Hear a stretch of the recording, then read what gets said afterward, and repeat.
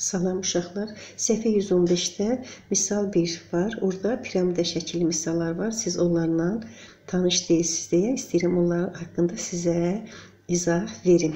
Uşaqlar, orada misal 1, ikinci piramidanı sizə izah edirəm. Siz də diqqətlə baxırsınız. Orada belə bir piramida verilibdir. Burada ədədləri birinci sırada ədədlər verilibdir.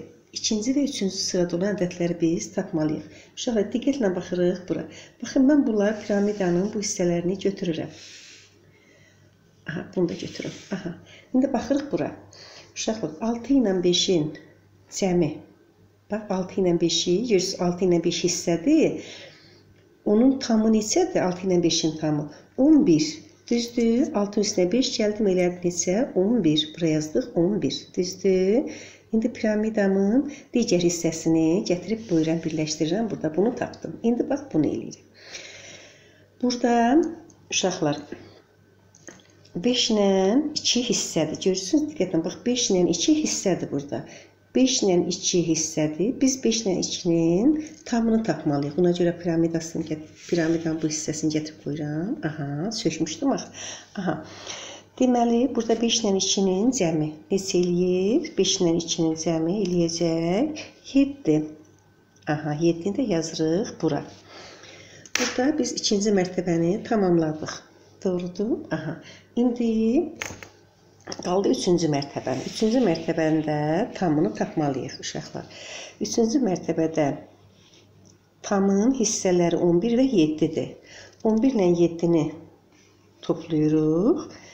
Və neçə eləyir? Bəli, 18. Burada yazırıq 18. Bizim piramidamız hazır oldu. Bax, piramida şəkilli misalların həlli bu cür yerinə yetirilir uşaqlar. Deməli, uşaqlar, misal 1-də, sonuncu misalda belə bir piramida verilibdir. Baxın, yenə 3 mərtəbəli piramidadır. Piramidanın birinci mərtəbəsindəki ədədlərindən yalnız 3 verilibdir. Burada 5-dir, burada 12-dir. Biz burada birinci mərtəbədən tapmağımız imkansızdır. Ona görə də ikinci mərtəbəni tapmalı oluruq. Burada uşaqlar 12 düzdür, 12 tamdır. 12-nin bir hissəsi 5-dirsə, digər hissəsi neçə olacaq? Bunun üçün 12-dən çıxırıq, 5-ini qalır 7. Düzdür? Aha, bu oldu 7. Bunu tamamladıq. Deməli, 7 ilə 5-in cəmi 12 elədi. Düzdür? İndi biz birinci mərtəbənin tapa bilərik. Burada 5-dir. Görürsünüz? 5-in bir hissəsi 3-dür. Digər hissəsi neçə olacaq?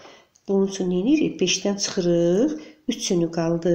2. Bura yazırıq. 2. Aha. Deməli, 2 ilə 3-ün cəmi 5 elədi. Bu tamamlandı. Burada isə 7-nin bir hissəsi tapdıq. 2. Digər hissəsi neçə olacaq? 7-dən də 2-sini çıxanda 5. Burada yazırıq 5. Aha, bu piramidanda uşaqlar çıxma üsulu ilə tapdıq və piramidamız hazır oldu.